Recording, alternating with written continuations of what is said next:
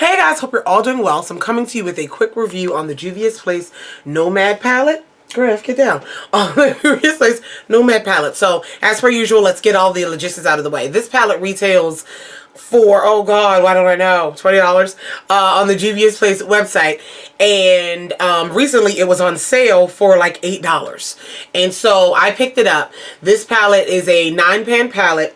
One thing I want to note is that these pans are smaller than their normal 9-pan that you might be used to. For example, this is the Warrior 3 that I have right here.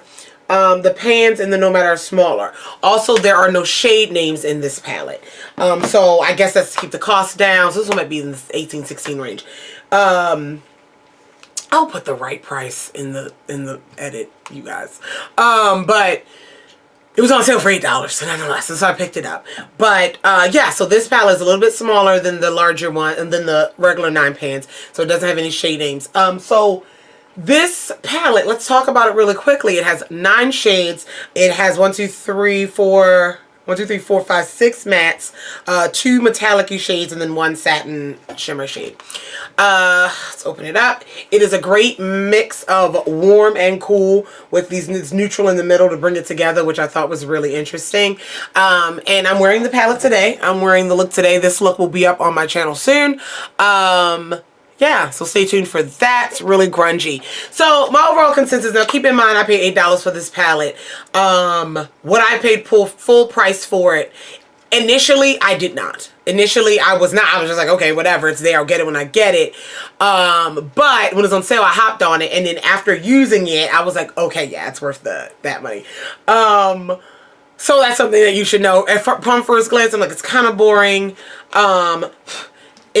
It's decent enough, it's interesting enough, but it's just like, okay, you know, where's the goodies in this palette?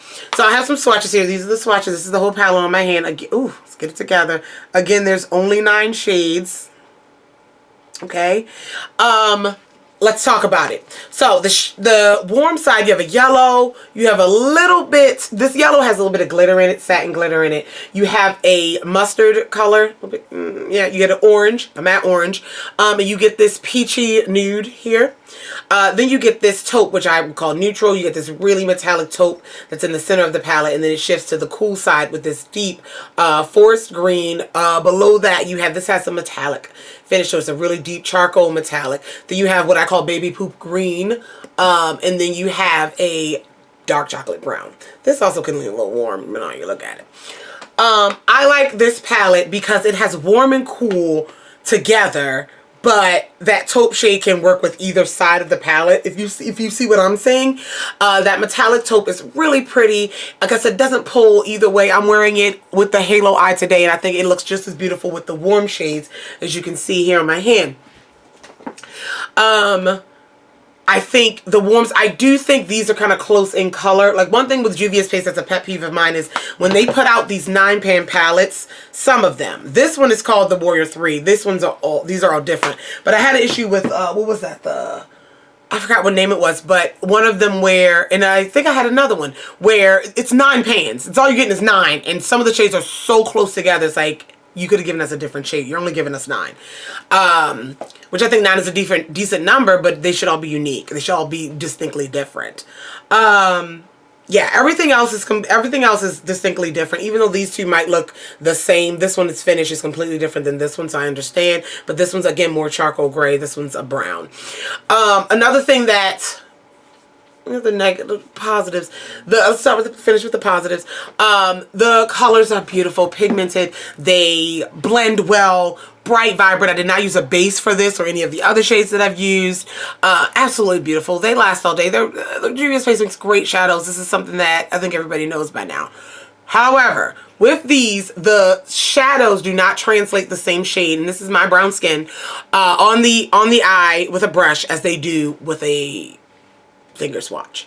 So, for example, the baby poop green. The baby poop green here looks like a baby poop green on my hand. It swatches with my finger to my hand really, really nicely. On my eye, this dark area here is the baby poop green. It translates, it blends really dark with a brush.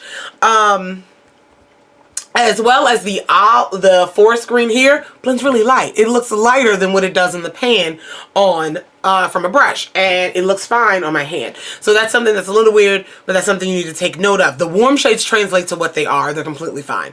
So that's something that you need to know. I don't have any much more details. I feel like I rushed through this, but it's just a quick review. You can look up a lot of reviews on Juvia's Place palettes. The quality is there, but it's just now just like specific your color scheme. Do you like it? Do you want it? Kind of thing. This one, if you like that grungy, if you like those grungy looks, definitely pick this up, because I think these shadows, they blend together, but they muddy together just enough to be that grunge. You got to be careful though with your blending skills, because they can look a little muddy. You gotta be careful. But if you're looking for like a grungy neutral palette, I think this might be it for you. Other than that, you can pick up one of the many Juvia's Place palettes that fit you. That's all I gotta say. If you have any questions, comments, concerns about any of the products mentioned in the video, feel free to leave it down below. I love you all, and I'll talk to you guys in the next one. Bye!